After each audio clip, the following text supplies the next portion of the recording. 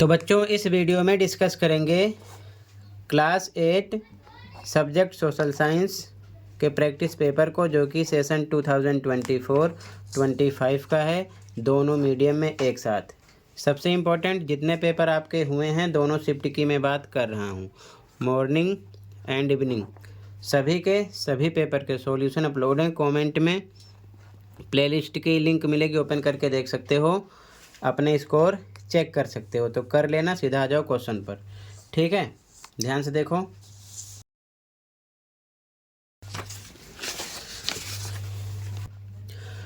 तो पहला क्वेश्चन है बच्चों, निम्नलिखित में से कौन सा भारतीय संविधान की एक विशेषता है? संघवाद, तानाशाही, राजतंत्र, राजकीय धर्म। तो यहाँ पर आपका राइट आंसर हो गया फर्स्ट, संघवाद। ठीक है, बाकी आप संघवाद की डेफिनेशन भी पढ़ लेना। ठीक है, ध्यान रखना। अब इंग्लिश में देखो पहला question.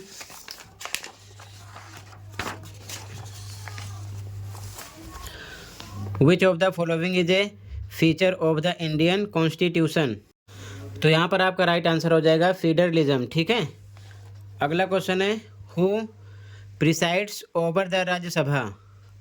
The president, the vice president, the prime minister या फिर द होम मिनिस्टर? तो यहाँ पर राइट आंसर है आपका द वाइस प्रेसिडेंट। ठीक है, हिंदी में देखो क्वेश्चन को।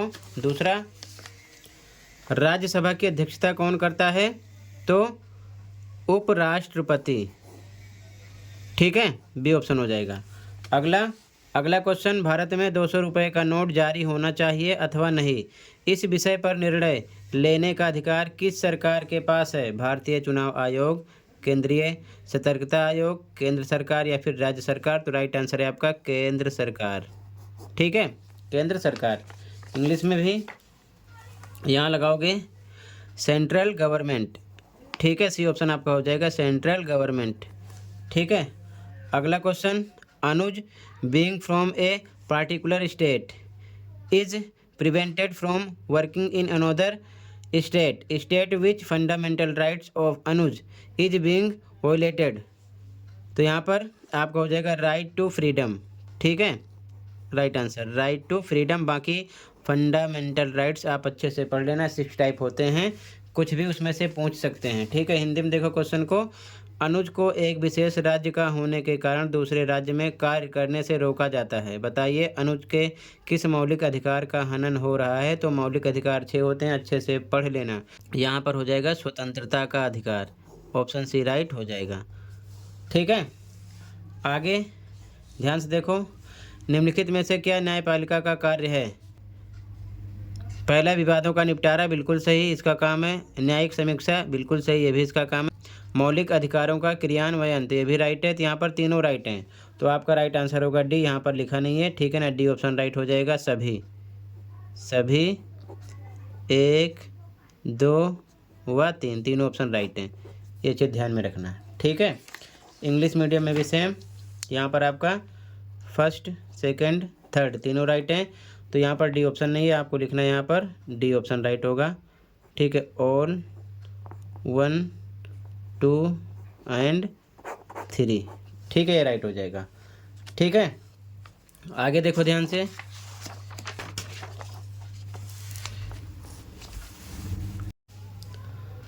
अगला क्वेश्चन है, which article of Indian constitution prohibits untouchable? तो यहाँ पर आर्टिकल 17। ठीक है, राइट आंसर सी हो जाएगा। ठीक है, ध्यान रखना। हिंदी मीडियम में भी देखो, क्वेश्चन नंबर 6, भारतीय संविधान का कौन सा अनुच्छेद अस्पृश्यता का निषेध करता है? तो अनुच्छेद 17, सी ऑप्शन हो जाएगा। ठीक है, अगला, मांझा प्रवास पुस्तक के लेखक कौन थे? तो मांझा प्रवास पुस्तक के लेखक पहला ऑप्शन है राम भट्ट गोडसे, दूसरा है विष्णु भट्ट गोडसे, तीसरा है श्याम भट्ट गोडसे, चौथा है कृष्ण भट्ट गोडसे।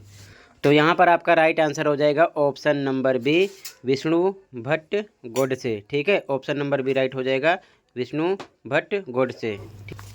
ठीक है, इंग्लिश मीडियम में भी same, who was the author of the book Majha प्रवास?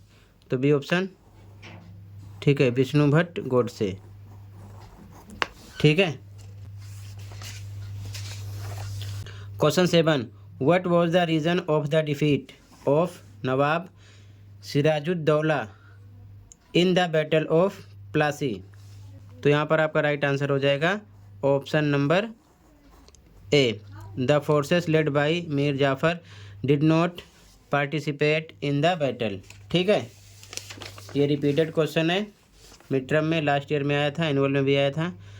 प्लासी की लड़ाई में नवाब सिराजुद्दौला की हार का क्या कारण था? तो ऑप्शन ए होगा मीर जाफ़र की टुकड़ियों का युद्ध में भाग नहीं लेना। ठीक है, ऑप्शन ए हो जाएगा यहाँ पर।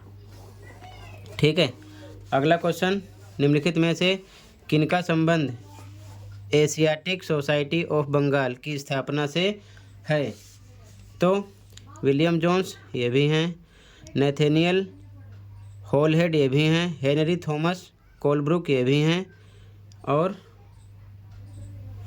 विलियम एडम ये नहीं है। ठीक है, तो यहाँ पर आपका फर्स्ट सेकेंड थर्ड, तो यहाँ पर आपका सी ऑप्शन होगा, केवल 1 2 व 3।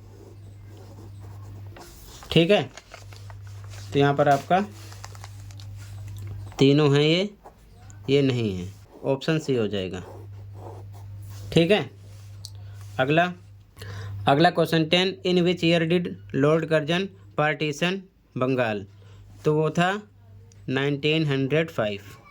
ठीक है, 1905। ठीक है, हिंदी में लॉर्ड कर्जन ने बंगाल का विभाजन किस वर्ष किया? तो 1905 में। ठीक है, ये ऑप्शन हो जाएगा। आगे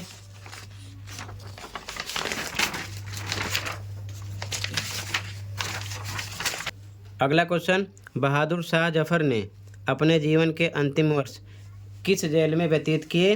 तो रंगून जेल, बी ऑप्शन हो जाएगा। ठीक है, इंग्लिश में भी same. Question number 11, in which prison did Bahadur Shah Zafar spend the last year of his life? तो ऑप्शन है रंगून जेल, बी ऑप्शन। ठीक है, अगला क्वेश्चन है, the first English factory in Bengal was established in 1651 at the bank of the river? तो वो थी हुगली। ठीक है, बंगाल में पहली इंग्लिश फैक्ट्री 1651 में डैश नदी के किनारे स्थापित की गई। तो कौन सी नदी थी? हुगली, ए ऑप्शन हो जाएगा। ठीक है, अगला क्वेश्चन, क्वेश्चन नंबर 13, आप्रवास किसे कहते हैं? तो जब एक व्यक्ति नए देश में जाता है। ठीक है, ए ऑप्शन हो जाएगा यहाँ पर, option number A. What is immigration when a person moves to a new country? Option A हो जाएगा। ठीक है, अगला, which crop is also called golden fibre? तो हर बार रिपीट होता है क्वेश्चन, जूट। ठीक है, हिंदी में किस फसल को सुनहरा रेशा भी कहा जाता है? पटसन। ठीक है, अगला, नीचे अभिकथन कारण वाले क्वेश्चन है, ABCD में आंसर देना है। पहला है अभिकथन सा, जल एक नवीकरणीय संसाधन है, बिल्कुल सही।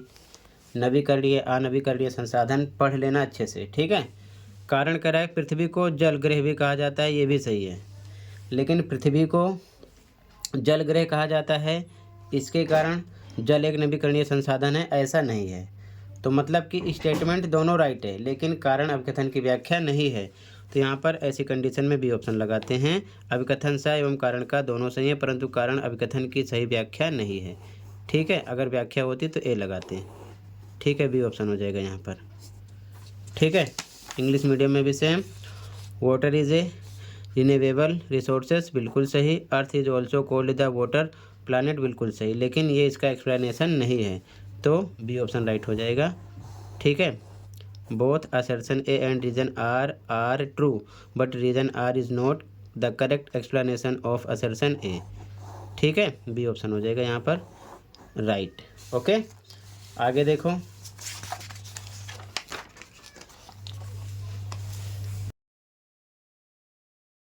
टोटल सभी MCQ क्वेश्चन मैंने कंप्लीट कर दिया। आगे आप क्वेश्चन देख लो। ठीक है, प्रैक्टिस कर लेना ध्यान से। ठीक है, पहले इंग्लिश में देख लो, फिर हिंदी में। ठीक है बच्चों, बाकी लास्ट ईयर का मैंने एनुअल पेपर भी अपलोड कर दिया है, चैनल पर देख लो, वहाँ से तैयारी कर सकते हो।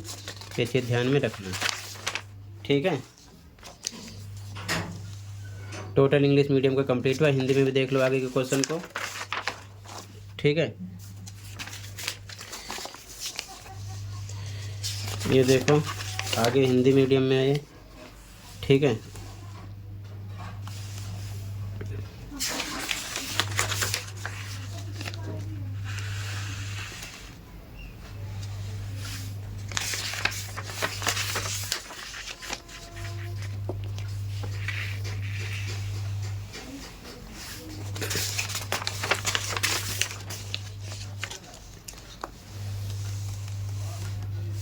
टोटल इतना ही था बच्चों। ओके।